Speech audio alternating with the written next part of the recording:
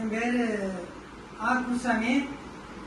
நான் வந்து சித்தா வர்மக்கலை வைத்தியத்தில் கிட்டத்தட்ட ஒரு 10 வருஷ காலம் மிகச்சிறப்பாக செஞ்சுட்டு இருக்கேன். அதனால என்ன அப்படின்னா, நம்ம கேரியர் டெவலப்மெண்ட்டு அந்த சர்டிஃபிகேட்டுக்காக இன்றைக்கு இந்த கொஞ்சம் உங்களுக்கு முன்னாடி நான் செஞ்சு காட்ட போகிறேன். இது பாரம்பரிய கலை, முன்னோருடைய கலை. இந்த கலை மூலமாக எந்த மருந்து மாத்திரை எதுவுமே இல்லாம இந்த நோயை நம்ம குணப்படுத்த போறோம். அதே இப்போ இது வந்து நான் செஞ்சு காட்ட போறேன். முதல்ல என்ன அப்படின்னா, இந்த தலையில இருக்கக்கூடிய இந்த தலை, இந்த தலையில ஒரு வர்மம் இருக்குது. உச்சி தலை வர்மம், உச்சி வர்மம் சொல்றது தலையில இருக்கு. அது என்ன செய்யும் அப்படின்னா, உடம்புல இருக்கக்கூடிய வலி, காலு கை உடம்பு பூரா வலிக்கும். 2 வருஷமா வலிக்கும், 3 வருஷமா வலிக்கும், 6 மாசமா வலிக்கும். அந்த வலியை குணப்படுத்த முடியாது. என்ன மருந்து மாத்திரை சாப்பிட்டாலும் குணமாக்க முடியாது. அப்படிப்பட்ட இதுக்கு நான் சொல்ற வருமத்தை பாருங்க. உச்சி வருமம், தலை உச்சி வருமம் இந்த இருக்கு. இதுல இருந்து நேரம் இப்படி வந்துடணும். இது நேரம் வச்சா இந்த காது மடல் இருக்கு, இதுக்கு நேரம் இப்படி வந்தோம்னா இந்த சென்டர். இதுல இந்த கையை இப்படி வச்சு நல்லா அப்படியே நல்லா அப்படி ஆரம்பிக்கணும்.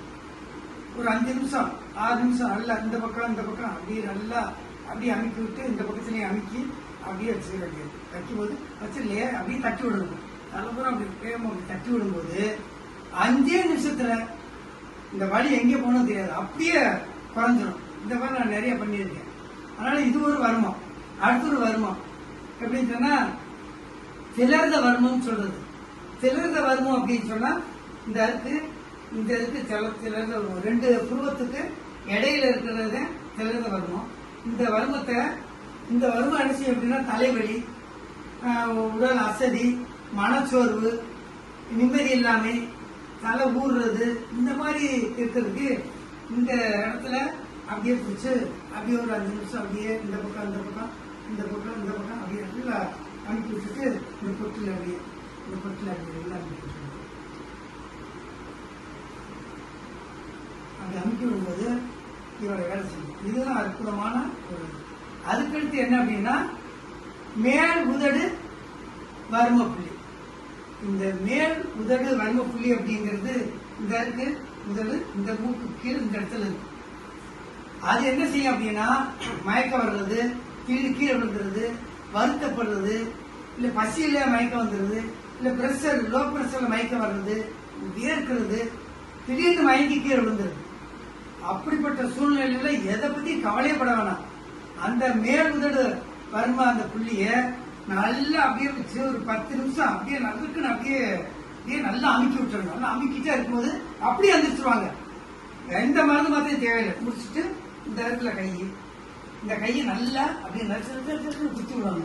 இந்த கையை அப்படியே குத்தி விட்டோம்னா மயக்கம் போயிடும், வேர்வை போயிடும், நல்லா எந்திரிச்சு ஆரோக்கியமா இருப்பாங்க. அது ஒரு வர்ம புள்ளி. இது எல்லாரும் தெரிஞ்சு வச்சுக்கணும்.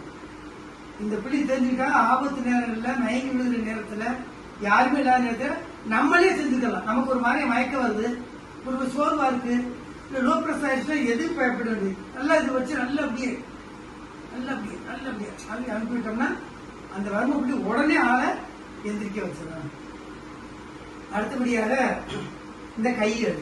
இந்த கை அப்படின்னு சொன்னா, அந்த கையில மொத்தம் நம்ம வர்ம புள்ளி நெட்டுக்கு இருக்குது. சித்தா வர்ம புள்ளி 22 இருக்குதுல. கை வர்மத்துல 22. அது ரொம்ப முக்கியமானது. இந்த தோள்பட்டையில இருக்கு. இந்த கையை வலிக்கும், இந்த கொடரி வலிக்கும், இதெல்லாம் ஊரெல்லாம் வலிக்கும். அப்ப அதுக்கு பயப்பட வேண்டியது. இந்த இடத்துல நாமளே கூட இப்படி அனுப்பிட்டு இருக்கோம். இல்ல அடுத்த நமக்கு இந்த இடத்துல நல்லா ப்ரெஸ் பண்ணிட்டு இந்த இடம் நல்லா ப்ரெஸ் பண்ணணும். அதே மாதிரி இந்த பக்கம் நல்லா ப்ரெஸ் பண்ணிட்டு இந்த கையை எடுத்து இப்படி கொண்டு போகணும். அப்படி கொண்டு போயிட்டு அப்படி கொண்டு போகணும்.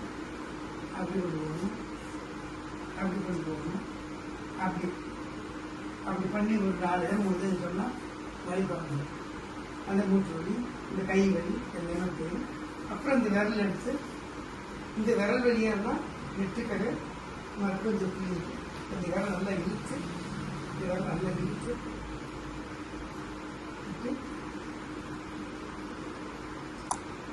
அப்படி செய்யும்போது நல்லா வந்துடும். அப்போ அந்த வழி போயிடும்.